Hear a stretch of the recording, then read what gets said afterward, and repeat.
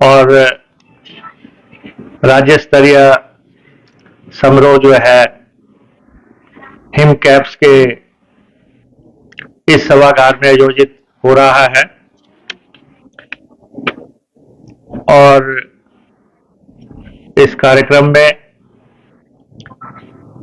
हमारे registrar cooperatives Sandeep Kadam जी, deputy commissioner Una Raghav Sharma ji, SP Una Ajit Sen जी, additional registrar cooperative केवल शर्मा जी, हरीश गंजू जी, joint registrar Neeraj सूद जी, deputy गौरव चौहान जी, president cooperative union Vijay Sharma ji, vice president Praveen Sharma ji, Congress party के जिला के अध्यक्ष राणा रंजीत सिंह जी, ब्लॉक कांग्रेस के अध्यक्ष विनोद कुमार बिट्टू जी, राज्य सचिव कांग्रेस पार्टी अशोक ठाकुर जी, एडवोकेट वीरेंद्र मनकोटिया जी, इस संस्थान के chairman Vikramjit Singh ji, vice chairman Sumit Sharma ji, Subhadra Rani प्रधान धर्मपुर, नीलम कुमारी प्रधान बडेड़ा, नीलम डिमान प्रधान कांगड़, आशा कुमारी बीडीसी बडेड़ा एंड कांगड़, पंकज दत्ता जी प्रधान truck union Barsali, Pramod Kumar ji lower Panjawar OBC प्रधान, बहादुर सिंह जी एससी सेल, राजकुमार जी सहकारी समितियों के सदस्य और ग्राम पंचायत के सदस्य और board of director him caps और उपस्थित अन्य साथियों, आज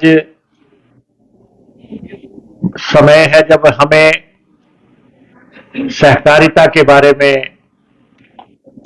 उसके इतिहास के बारे में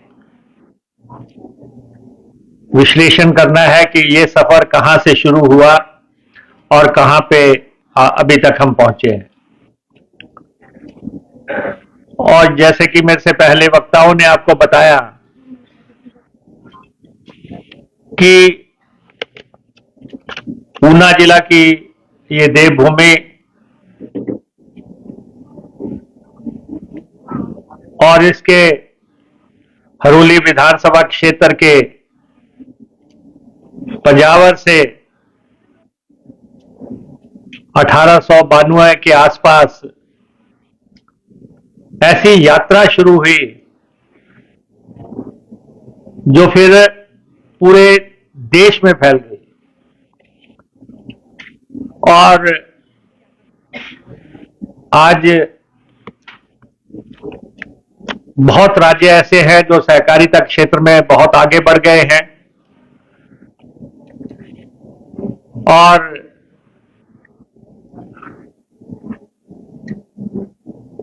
उनको रास्ता दिखाने का काम अगर किया है तो हिमाचल प्रदेश की देवभूमि ऊना के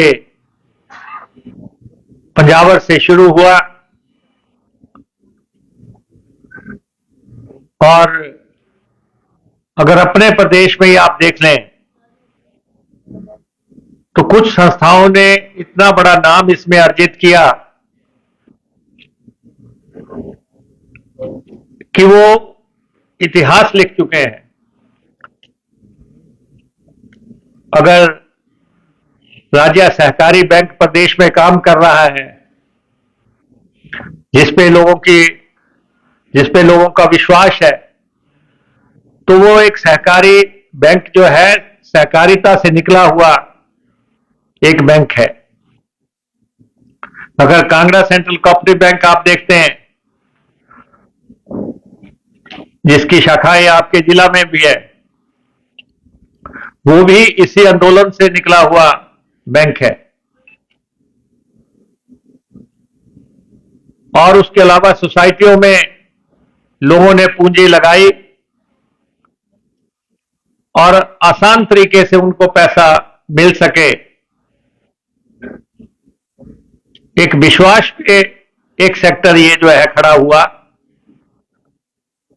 और आज लगभग 5100 के आसपास सोसाइटियां हिमाचल प्रदेश में काम कर रही हैं। ज्यादा दूर जाने की जरूरत नहीं है। अगर जिस जगह पे ये कार्यक्रम हो रहा है, अभी आरसीएस कह रहे थे कि मैंने ये पहली बार देखा कि संस्थान ने क्या क्या आकार ले लिया है।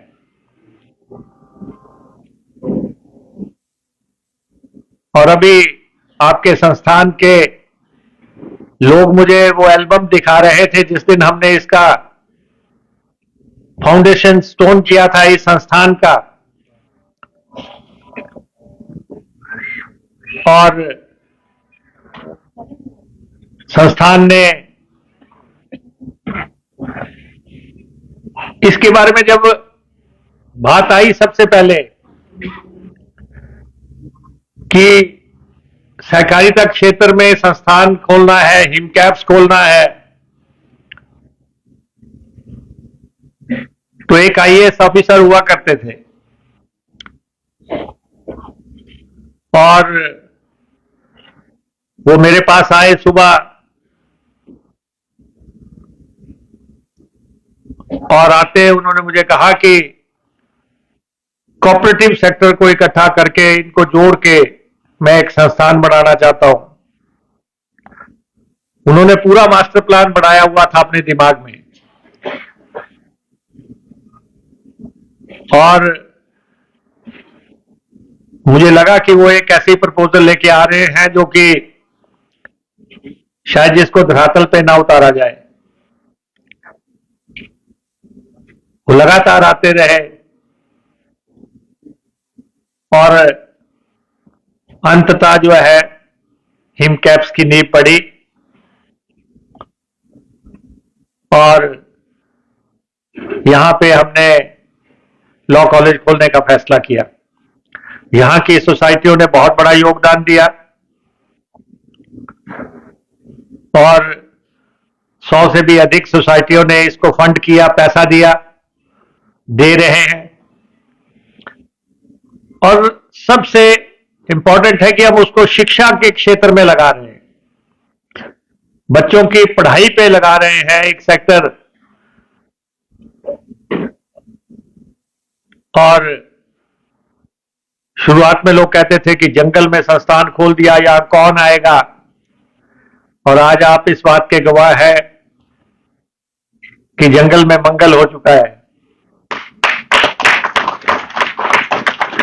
और दूर दराज से बच्चे, अभी आप कल्चरल प्रोग्राम देख रहे थे, आप देखने से आपको पता लग रहा होगा कि ये बच्चा हिमाचल से है, ये बाहर से है, ये किस जिले से है। तो बच्चे लगातार आ रहे हैं। लॉ कॉलेज पूरी तरह आकार ले चुका है और उसके बाद बात आई कि नर्सिंग कॉलेज खोलना है और नर्सिंग कॉलेज की यहां पे स्थापना हुई। आज यहां पे बताया भी गया कि कहां कहां तक जाके हमारी बच्चियां बड़े बड़े नामी अस्पतालों में जगह बना रही हैं। अभी चेयरमैन साहब मुझे बता रहे थे कि एम्स बठिंडा और एम्स बिलासपुर में 2 बच्चियां सिलेक्ट हुई हैं जो कि इसी कॉलेज की प्रोडक्ट है। तो इसलिए शिक्षा के क्षेत्र में अगर ये बुनियाद रखी गई उस जिला में जहां से कोऑपरेटिव ने जन्म लिया था, हालांकि कोऑपरेटिव के जो जन्म है उसको लेके कुछ राज्य विवाद कर रहे हैं, हमें मालूम है, क्योंकि जब हमने पहली सोसाइटी यहां पे बनी, वो सोसाइटी ने रास्ता तो दिखाया, लेकिन उसकी रजिस्ट्रेशन थोड़ी लेट हुई। तो जिन लोगों ने पहले रजिस्ट्रेशन करवा ली वो कहते हैं कि ये क्लेम हमारा है, हम कोऑपरेटिव सेक्टर के जन्मदाता हैं। लेकिन इतिहास गवाह है कि कोई भी जितना मर्जी क्लेम कर ले, कोऑपरेटिव के जन्मदाता जो है हिमाचल ही है, और हिमाचल का पंजाबर ही है, और ये हरोली कॉन्स्टिट्यूएंसी ही है। और इसीलिए इसको साबित करने के लिए हमने हिमकैप्स की बुनियाद यहां रखी थी, जो सक्सेसफुल तरीके से आगे चल पड़ा है। मैंने इनको कहा है, चेयरमैन को भी, विक्रम जी को भी, संस्थान में आए हो तो कुछ करके जाना है।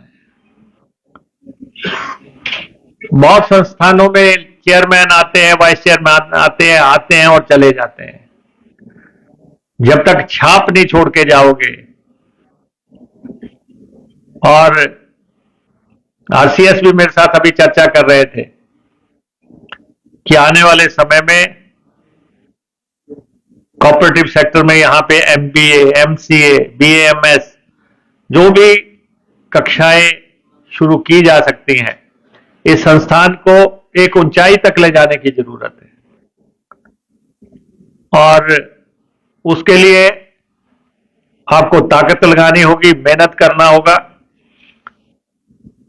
और हम दलगत राजनीति से ऊपर उठ के इस संस्थान को चलाना चाहते हैं। सरकारें बदलती हैं, चेयरमैन बदलते हैं, लेकिन आंच जो है संस्थान पे नहीं आनी चाहिए। इसलिए जब हम ऑपोजिशन में भी थे, हम उसमें भी इस संस्थान की बेटरमेंट के लिए मदद करते रहे। इसी कॉन्स्टिट्यूएंसी में, इसी जिला में स्वां विमेन फेडरेशन कायम हुई। स्वां विमेन फेडरेशन कायम हुई महिलाओं के लिए। हमारे डीएफओ रिटायर हुए डोगरा जी, ट्रिब्यून के हमारे राजेश जी हैं, और उनके साथियों ने मिलके स्वां विमेन फेडरेशन की बुनियाद रखी। उसकी चेयरपर्सन सोड्रा जी नीचे बैठी हैं, और बाकी उनके सहयोगी हैं। 5,000 महिलाएं, 13,000 महिलाएं, जब शुरू हुआ था 13,000 महिलाएं उससे जुड़ चुकी हैं। और महिलाएं अपने लिए जो है एक रास्ता तलाश रही है। तो ये दूसरी सफलता आपके सामने है, कोऑपरेटिव सेक्टर से जुड़ा हुआ। और अभी हमने अधिकारियों को निर्देश दिए हैं कि पंजाबर में जिन्होंने कोऑपरेटिव के जन्मदाता मियां हीरा सिंह जी, उनके नाम का ट्रेनिंग इंस्टीट्यूशन बनाया जाएगा। और वो हमने जगह तलाश ली है, जगह नाम भी कर दी गई है। उसको राशि मुहैया करवाना डिपार्टमेंट हमारे पास है, हम देंगे पैसा और उसको बना के हम तैयार करेंगे। लेकिन यहां की सोसाइटियों ने बहुत अच्छा काम किया है। और एक सोसाइटी हमारी है 5 मेगावाट का पावर प्रोजेक्ट चला रही है, और अभी सोलर के प्रोजेक्ट आ रहे हैं। सोसाइटियों को उसमें भी अपना योगदान देना चाहिए, क्योंकि 500 मेगावाट तक की क्षमता कायम की है, जो कि हिमाचल प्रदेश में प्रोजेक्ट दिए जाने हैं। उसमें आप लोगों की भूमिका अगर नहीं हो सकती है। और 100 करोड़ की सोसाइटी, 125 करोड़ की सोसाइटी, लेकिन अब लगभग 870 सोसाइटियां जो है उनका चयन हो गया है कि वो पूरी तरह डिजिटल हो जाएंगी, वो पूरी तरह डिजिटल हो जाएंगी। एक जो आरोप लगता था कि फलां जगह हेराफेरी हो गई, फलां जगह ऊंच नीच हो गई, जिससे कि कोऑपरेटिव सेक्टर को धक्का लग रहा था, उसके चलते जो इसमें पहले 870 सोसाइटियां वो चूज की गई हैं, जो अच्छी सोसाइटियां हैं, मुनाफे की सोसाइटियां हैं, ठीक चल रही हैं, उनका रिकॉर्ड सारा डिजिटल किया जा रहा है। सब कुछ ऑनलाइन हो जाएगा, जिसका पैसा लगा उसको साफ नजर आता रहेगा कि मेरा पैसा कहां लगा है और क्या वो पूरी तरह जो है सुरक्षित है कि नहीं है। नहीं तो लोग मेरे पास आते हैं और बार बार कह रहे हैं कि हम तो दिल्ली में थे, हम बॉम्बे में थे, हम विदेश में थे, हमने इतना पैसा भेजा, सोसाइटी में दिया और किसी ने और साइन कर दिए, किसी ने कुछ और कर दिया, किसी ने पैसा निकाल दिया। ये आरोप ना लगे उसके लिए डाटा को जो है डिजिटल करना, कंप्यूटराइज करना, ये बहुत जरूरी है और हम उसके लिए व्यापक कदम उठा रहे हैं। उसके बाद इस सेक्टर की विश्वसनीयता कहीं आगे बढ़ जाएगी। एक ही फैक्टर है, हालांकि क्योंकि जब से शुरुआत होगा ये विश्वास का सेक्टर था, भाईबंदी का सेक्टर था। आपसे बिना साइन करवाए आप रात को बैंक नहीं खुले होते हैं, आपको पैसा चाहिए, आप सेक्रेटरी के पास गए कि जी हमने अभी जाना है ऑपरेशन कराने के लिए, 2 लाख रुपया चाहिए, 3 लाख रुपया चाहिए, सेक्रेटरी उसको दे देता है और वो ऑपरेशन करवा के आ जाते हैं। लेकिन अब दिन को दें या रात को दें, लेकिन एंट्रीज बराबर हो। बैंक तो कुछ समय के लिए खुलते हैं, अगर आपने पैसा दिया है तो उसकी एंट्री जो है प्रॉपर हो जाए, उसके लिए हमें प्रॉपर कदम उठाने हैं। और नहीं तो लोग कहते हैं कि जी हमने लिया किसी काम के लिए, चढ़ कोई और गया। अभी पीछे जब कर्ज माफी की योजना आई तो उसमें कुछ राइडर्स लगे हुए थे, तो सब लोग चाहते थे कि पैसा माफ हो। अब उन्होंने लिया किसी और चीज के लिए था, वो कहते हमारा माफ हो जाए। फिर वो कहते थे लिया हमने वही था लेकिन सेक्रेटरी ने लिखा कुछ और है। तो ऐसी प्रैक्टिकल प्रॉब्लम्स जो हैं, फिर भी पूरे पारदर्शी तरीके से सेक्टर को चलाया जाए। और बहुत बड़ा पैसा जो है यहां पे इन्वॉल्व है, 50,000 करोड़ रुपए जो है इसमें इन्वॉल्व है। अभी आपको बताया कि कितना बड़ा ये सेक्टर है और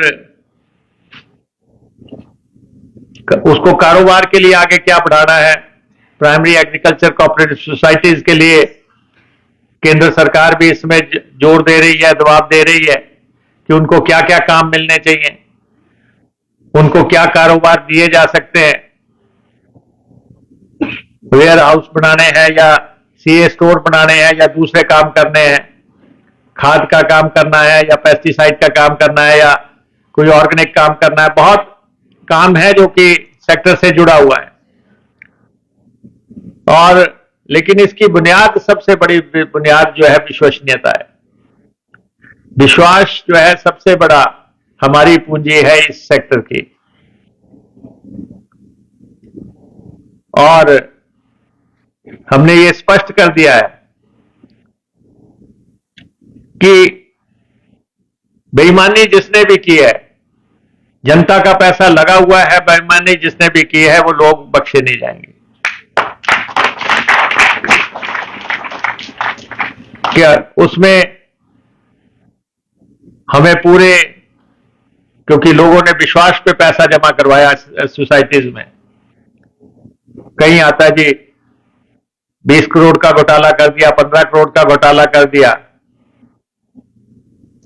और लोगों का विश्वास से खेलना जो है ये सही बात नहीं है। लेकिन यहां पे कह रहे थे कि जी धक्का लगा, धक्कों से किस ढंग से बाहर निकलना है वो हम जानते हैं।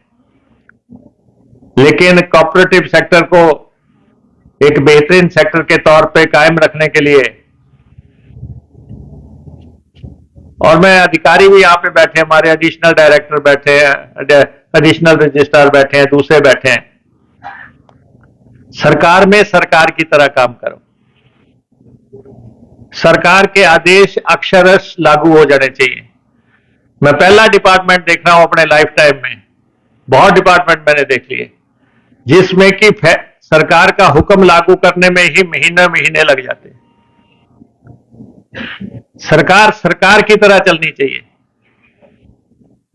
बोला नहीं तो किया नहीं। बहुत हर पार्टी को काम करने के लिए 5 साल का समय मिलता है, उसका मूल्यांकन उन्हीं 5 साल के दौरान होना है। तो इसलिए कोई भी अफसर फाइल पे 1 महीना बैठ गया, 2 महीने बैठ गया तो सारा सिस्टम डिरेल हो जाता है। तो इसलिए फैसले लेने में कोई देरी नहीं होनी चाहिए। और बोनाफाइड मिस्टेक होती है, कोई बात नहीं, मिस्टेक मेलाफाइड ही नहीं होनी चाहिए। बोनाफाइड हो जाती है कि आप इतना बड़ा सिस्टम चला रहे हैं, कोई ऐसी बात आ जाए। लेकिन मैं अपने जिले में भी देखता हूं,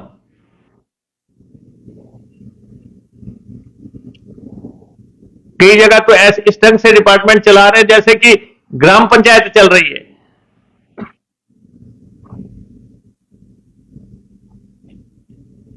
तो इसलिए हमें भी अपनी वर्किंग ऊपर से हमें जो है सही करनी होगी।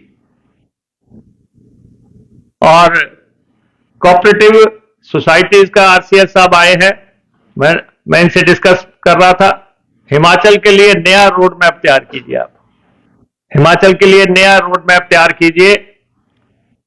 पैसा इनका है, इनको देने में हमें क्या दिक्कत है, बशर्ते ये मुनाफे में हो। अगर मुनाफा है, पैसा आपने अर्जित किया है, पैसा आपने कमाया है, अगर उसमें से आपका हक बनता है तो हम रखने वाले कोई नहीं होते। लेकिन अगर आप घाटे में है तब आपको जो है किस ढंग से सही करना है वो भी आरसीएस को देखना है। तो इसलिए जो इनके मसले हैं, जो मामले हैं, आज भी इन्होंने मांग पत्र दिया है, मैं सारा आरसीएस साहब को दे दूंगा, आप इसका पुनर्निरीक्षण कर लें और एक बेहतरीन तालमेल कोऑपरेटिव सेक्टर और सरकार के बीच में कायम हो, वो हम चाहते हैं।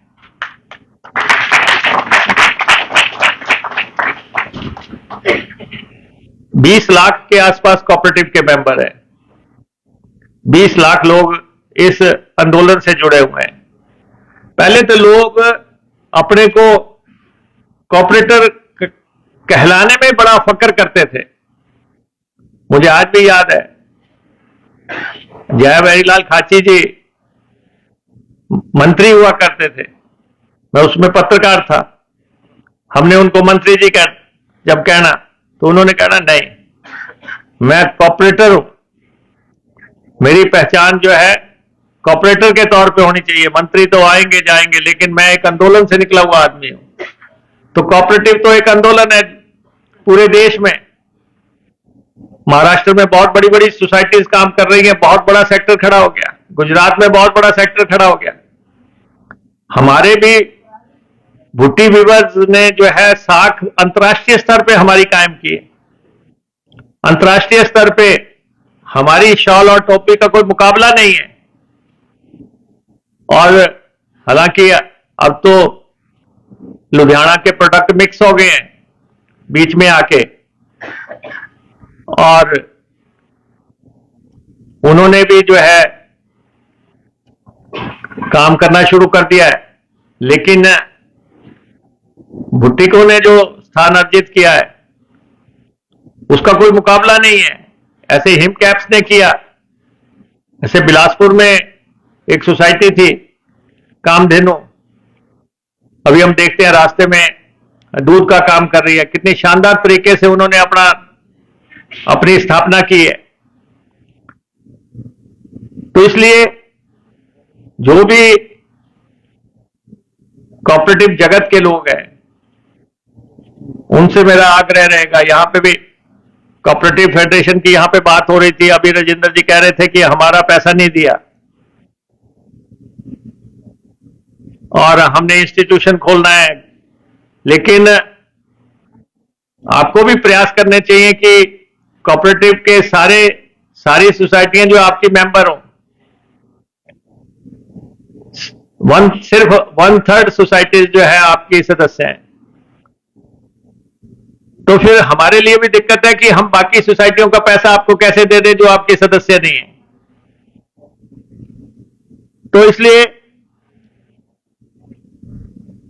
आप सब इस तरीके से काम करें कि खासतौर पे मैं जिला ऊना के लोगों को तो आह्वान करना चाहता हूं, हमारा कोऑपरेटिव सेक्टर बेहतरीन सेक्टर है और इसको जन आंदोलन बनने से पीछे मत जाने देना। जो भी प्रयास किए जा सकते हैं, जो भी इससे जुड़े रहे हैं, जो गांव स्तर पे जुड़े हैं, जो कि कॉन्स्टिट्यूंसी स्तर पे जुड़े हैं, जिस भी लेवल पे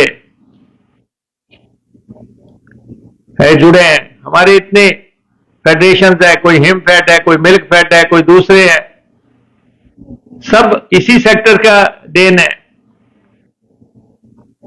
फिशरीज फेडरेशन की हालत आपके सामने है, जबकि फिशरीज के क्षेत्र में तो हिमाचल का डंका पूरे देश में बच सकता है।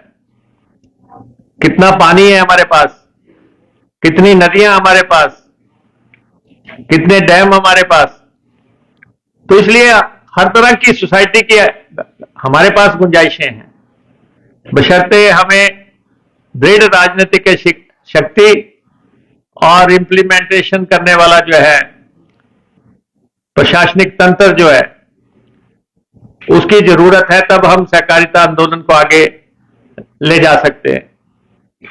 अभी ये कह रहे थे कि जी हमारे विजय जी ने अभी कहा कि हमारी मांगों में इंप्लीमेंटेशन में प्रॉब्लम आ रही है और सरकार ने नोटिफाई कर दिया हुआ है और वो लागू नहीं हो रहा है।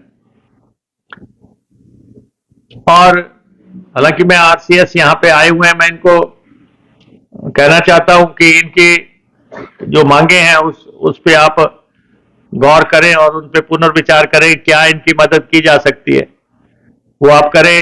चाहे अधिकारियों की कमेटी बनानी है तो आप वो बना के इसके बारे में फैसला करें, लेकिन उसमें शर्तें लगी हुई है। सबसे अहम शर्त यह है कि अगर तो आप मुनाफे में हैं, अगर आप मुनाफे में हैं तब आपको कुछ देने में कोई दिक्कत नहीं है, लेकिन जो घाटे की है उसका क्या करेंगे, उसका सॉल्यूशन तो आपको हमें देना है।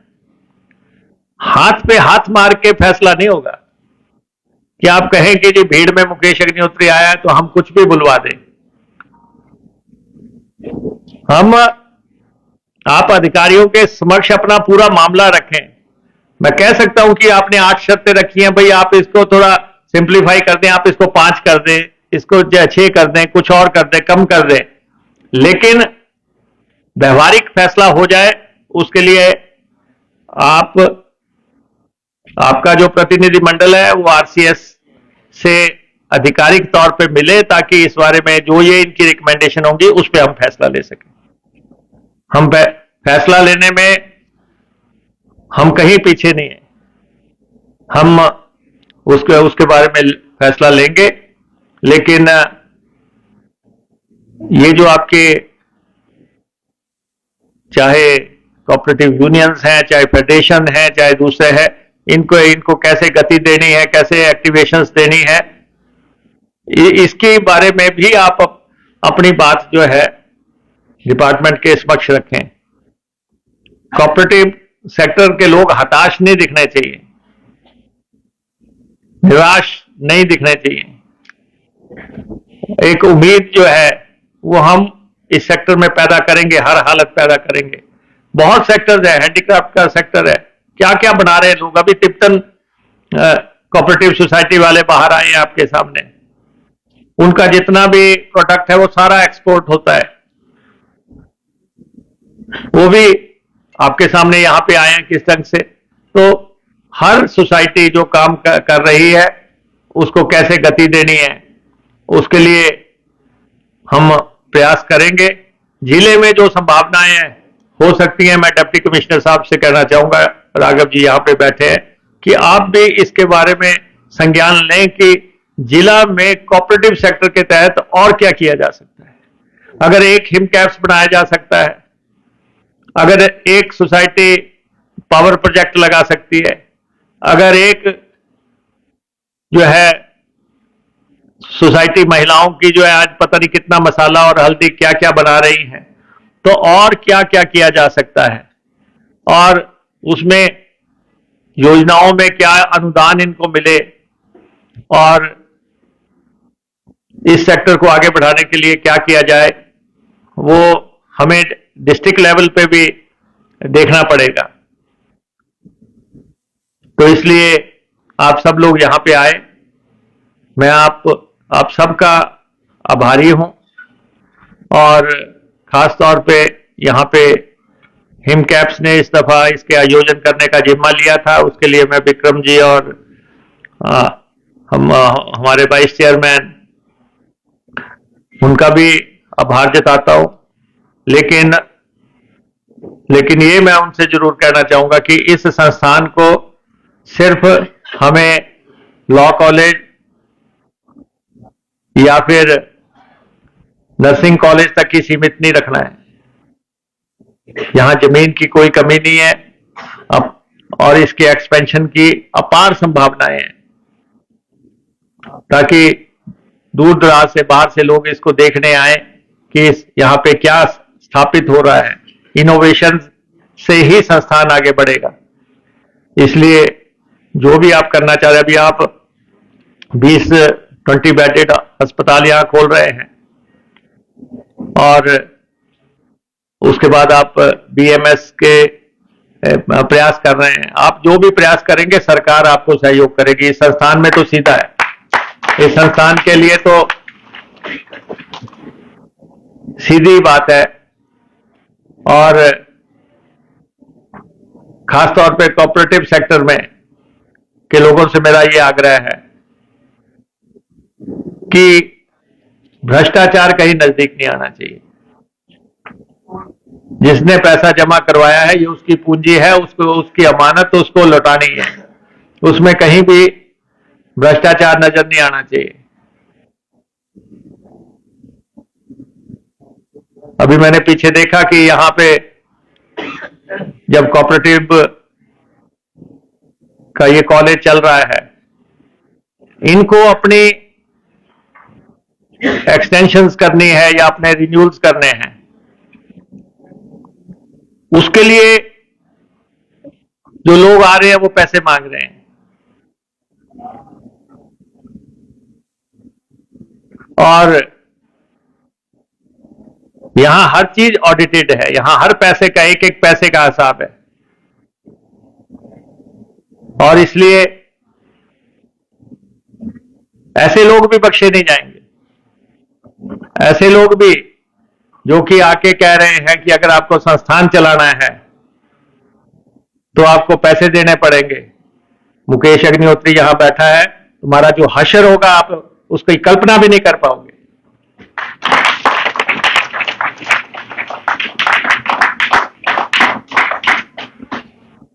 तो इसलिए हमें भ्रष्टाचार रहित सेक्टर चलाना है, और इस सेक्टर को हमें पूरी तरह गति देनी है। आप सब आए, आपका धन्यवाद, और जो बच्चे यहां पे शिक्षा ग्रहण कर रहे हैं उनको भविष्य के लिए मेरी शुभकामनाएं हैं। आपका बहुत बहुत धन्यवाद।